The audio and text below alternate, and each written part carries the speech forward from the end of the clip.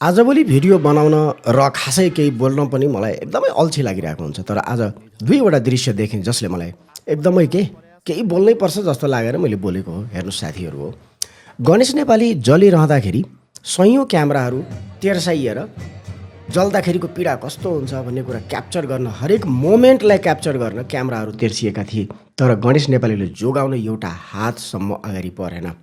दुःखद कुरो, पेट्रोलको आगो धेरै तरिकाले निभाउन सकिन्छ भन्ने कुरा काठमाडौँमा कमसेकम बस्ने मान्छेलाई त धेरै थाहा छ, होइन?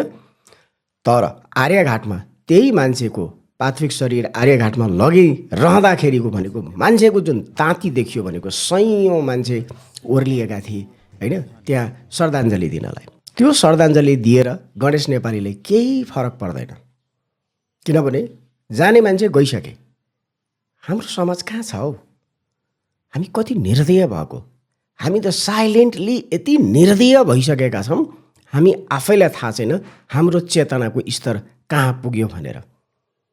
यहाँको दिन शुभ रहोस्, फेरि अर्को गणेश नेपाली यसरी जल्न नपरोस् र तपाईँहरूले क्यामेराको साटो मान्छे जोगाउनेतिर आफ्नो चेतलाई खोल्ने काम चाहिँ त्यतिखेर गरिदिनु भयो भने धेरै गणेश नेपालीहरूलाई यस्तो अवस्थाबाट जोगाउन सकिन्छ।